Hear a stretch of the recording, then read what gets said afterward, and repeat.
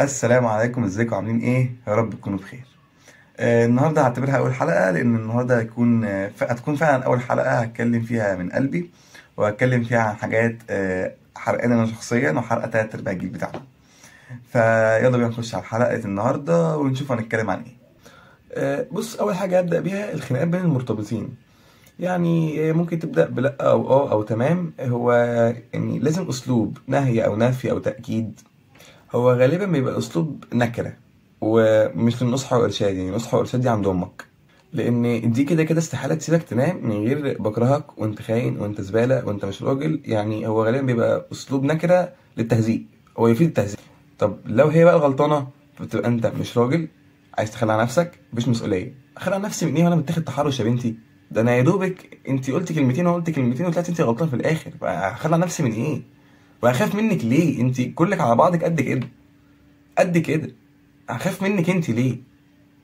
يعني طيب لو طلعت انت بتعرف تتكلم قوي بقى وعرفت تطلعها غلطانه وتزنقها بالكلام، فنصيحه مني بلاش توصل للمرحله دي، وبلاش تكون بتعرف تتكلم، وبلاش تتكلم.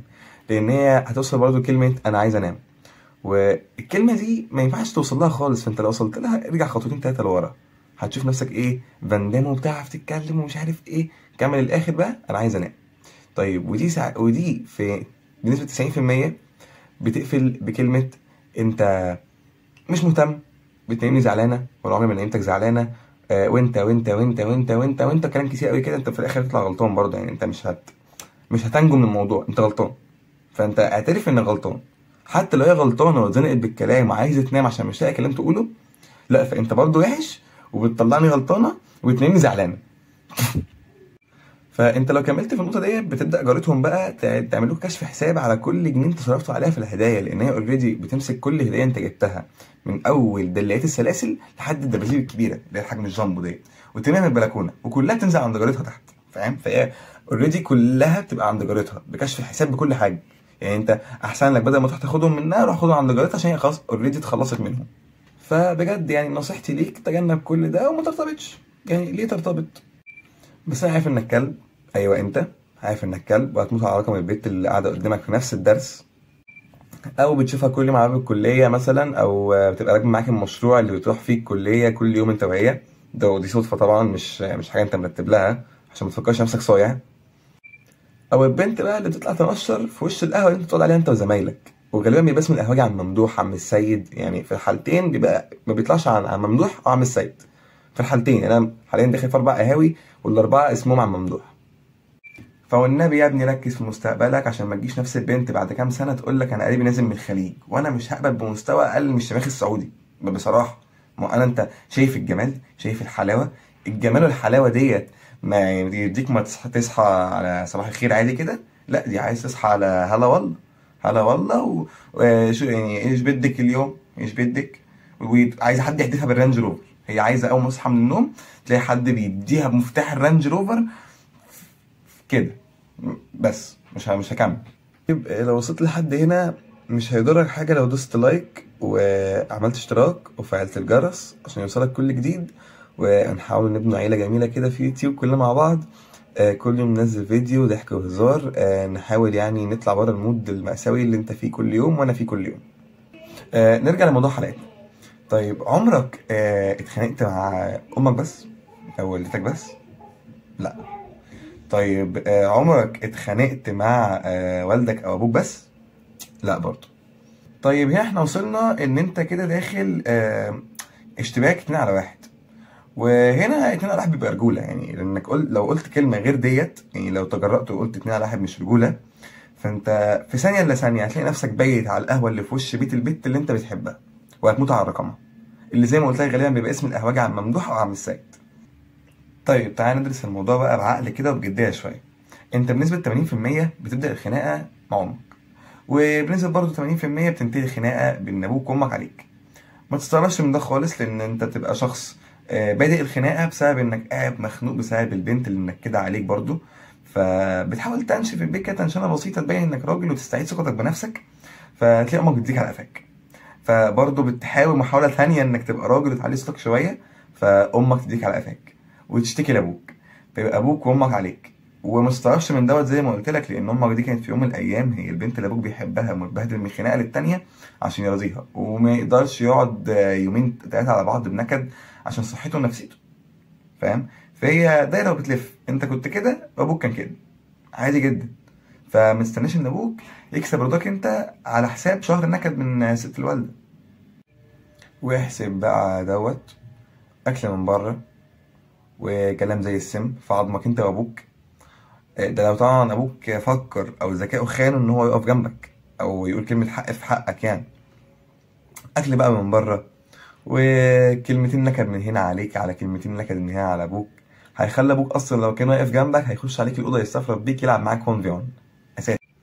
فانت ما تستناش منها تطبخ لك انت او ابوك يعني. هي استحاله تطبخ لك انت اللي مزعلها وتطبخ للراجل اللي دافع عن حق ابنه الغلبان يعني. ماشي يلا شهيد مع السلامه. مش يعني هي اقل كلمه هتقولها لك مش طلعتوني غلطانه؟ طب تعالى بقى انت وابوك كده، انا باكل وبشرب وبشخخ وبلبس وبكوي وبغسل، بعمل كل حاجه في الدنيا، بعمل كل حاجه في الدنيا، تيجي انت وابوك تغلطوني انا؟ احي، ازاي هتغلطوني انا؟ انا اللي بعمل كل دوت، انا السوبر هيرو بتاع البيت. وتبدا بقى تخش لكم في القصيده المعروفه، انتوا ما عندكمش دم ومش حاسين بيا ولا يوم من ايامك يا بيت ابويا ويا ربنا ياخدكم ياخدني وكلام كتير من ده بقى، وكلام كتير. وخد بص بقى، يومين ثلاثه دعوات، يومين ثلاثه امثله، ويومين بيات عند ابوها، عشان حضرتك كل ده اتكلمت او اعترضت. وتسلم يا حاج والله على التضحيه الشريفه النبيله اللي انت ضحيتها عشاني ديت، اللي بوظت البيت خالص لمده اسبوع يعني. فبرضه نصيحه للجزئيه ديت، يعني بلاش تتعامل مع اي كائن هرموني طول ما انت في حاله الاعتراض. يعني لو انت في حاله الموافقه وعندك كلام موافق بيه زي كلمه تمام، حاضر، شكرا، عاش، الله ينور، كل الكلام ده تعمل بيه قشطه معاهم عادي. اما لو انت في حاله الاعتراض فبلاش تتعامل مع اي كائن هرموني شبه اي انثى في الدنيا، اي انثى، حتى لو انثى الحوت، مش برج الحوت، انثى الحوت، ما تتعاملش ما تتعاملش. طيب خناقات الصحاب عموما، يعني خناقات الصحاب على طول او دايما بنسبه برضه 80% بيبقى اكتر صاحب ليكوا اعزهم وافضلهم، بيبقى اكتر حد بتتخانق معاه.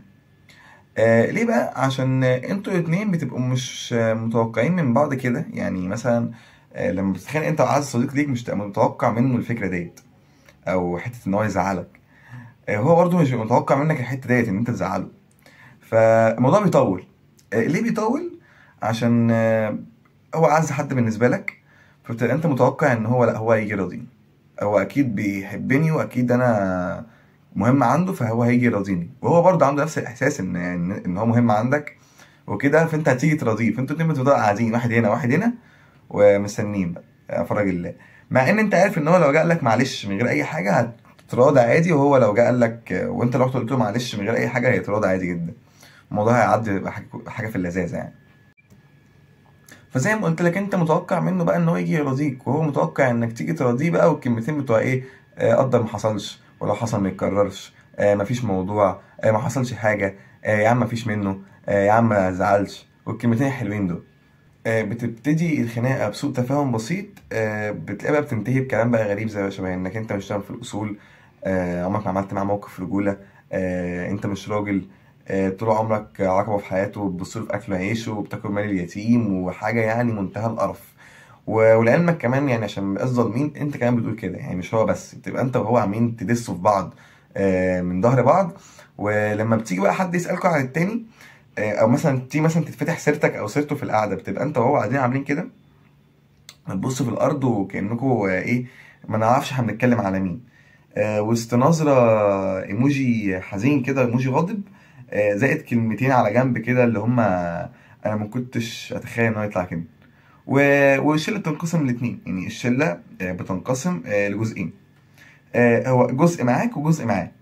الجزء اللي معاك والجزء اللي معاه ده بمجرد ما بتيجي سيره الطرف التاني اللي هو انت او هو في الكلام، بتلاقي الموضوع بيقلب بايه، بيبتدي بان هو يا جدعان محدش يجيب سيرته عشان ده عيل هيتحول، مش عايزين سيرته تيجي في القعده وكده، وشتيمه بالهبل. وبتنتهي بقى يا جدعان قصامه احنا مش هنتكلم من ظهره. ف يا ابن المتناكه منك له، منين بتقول عليا كده في الاول او بتقولوا عليه كده في الاول، وبتيجوا في الاخر تقولوا مش هنتكلموا عليه في ظهره. يعني معلش، ما انت قاعد معايا بس فهمني، يعني انت هتشتمه وتيجي في الاخر تقول ما بنتكلمش عليه من ظهره. ما انت في الاخر انت شتمته، ما انت اتكلمت يا حبيب قلبي، ما انت اتكلمت على امك، ما انت اتكلمت. جاي تعمل بقى يعني، جاي تصلح بعد ايه؟ يعني مش فاهمك. بس انت اصفر، انت اصفر، خليك عارف ديت. يعني بجد تحسهم ان هو مثلا مش بيشتموك من ظهرك، او ما كانوش بيتكلموا من ظهرك، تحسوك ان هم كانوا بيقولوا الكلمتين دول وهم قاعدين على رجلك. يعني هم كانوا قاعدين على رجلك وبيقولوا ده خب، فاهم؟ هم قاعدين على رجلك وبيقولوا لزمايلهم لا يعني فاهمين قصه، مش هنجيب سيرته، مش هنتكلم عليه من ظهره، هم على رجلك، فاهم؟ فعشان كده هم مش بيتكلموا عليك من ظهرك.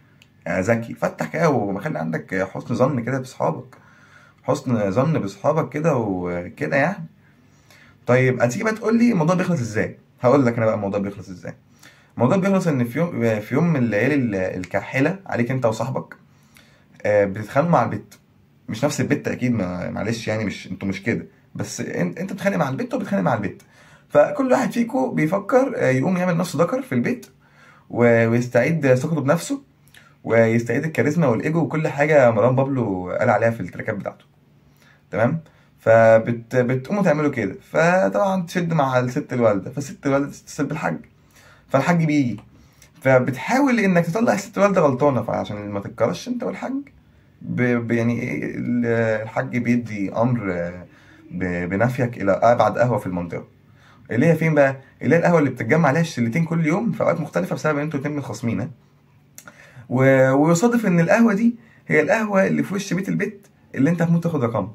بتروح انت وزميلك اليوم ده بالصدفه تقعدوا عليها، بتروح تلاقيه قاعد وانت قاعد، بتقعدوا كده جنب بعض عشان ما ينفعش منظركم قدام عم ممدوح او عم السيد، يعني هيتشوه كده، هيتقال عليكم مش رجاله لو هو واقف وانتوا قاعدين بعيد عن بعض وبتاع، يعني لا دول كده مش رجاله ازاي، ما بيفهموش في الاصول، فتقعدوا جنب بعض كده وانتم متنشنين.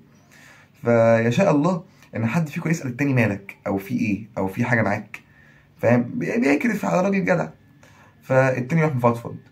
فالاولاني بيقول له اه تصدق انت نفس المشكله عندي انا بالظبط، انا حصل لي كذا كذا وانت حصل لك كذا كذا. فيحصل بقى ايه حبه فضفضه حلوين مع كوبايتين شاي امريكاني مع اللي بالي بالك. تمام. الدماغ بتروق والاعصاب بتروق، وبترجع انت وهو سمنه على العسل. تيجي تاني يوم بقى بتبقى مثلا بتبقى انت نايم او هو نايم، حد فيكم بينزل الشارع يقابل الشله الكريمه، فيلوب بترن عليه، ايه يا عم ده عيل خول، ما تكلموش. فيلاقوا منك بقى ايه بتسمعهم احلى ديس تراك في الدنيا، بتديهم كده على عيونهم بسبب ان هم جابوا سيره صاحبك، فاهم؟ وهو كذلك، يعني هو كذلك تاني يوم بيجي اي حد بيجيب سيرتك بيبص بيطرشقوا من على وش الارض، رغم ان هو لسه قبلها بيوم يعني كانوا بيشتموك قدامه عادي، وكان ساكت ومدي ايموجي وانت كنت مدي ايموجي، والدنيا واخده وضع الكرف يعني. بس انتوا ايه، انتوا عشان حبايب وبتكرفوا على راجل جدع، فانتوا اتصالحتوا بسرعه. فهي الدنيا دواره يا صاحبي، ونستفيد من كل دوت انك انت اوعى ترتبط، اوعى تتعامل مع اي كائن هرموني، اوعى تزعل صاحبك منك، وعلى طول حاول ما تخليش سوء تفاهم بينك وبين اي شخص، ده بجد. فلو عجبك الفيديو اعمل لايك، ويا ريت يا ريت يا اخي تشترك في القناه عشان عايزين نكبر القناه دي شويه. عايزين نجيبوا مايك حلو كده، عايزين نجيبوا كاميرا حلوه كده، والدنيا تحلو يعني كده، ونكبروا كده يعني، وتبقى الدنيا جميله كده. ماشي. ومسابقه الحلقه ديت، قول لي كام مره قلت كده في الحلقه ديت، ومش عارف ايه شغل رامز جلال ده، ما علينا. اشوفكم في فيديو جديد ان شاء الله، وتصحابكم السلامه.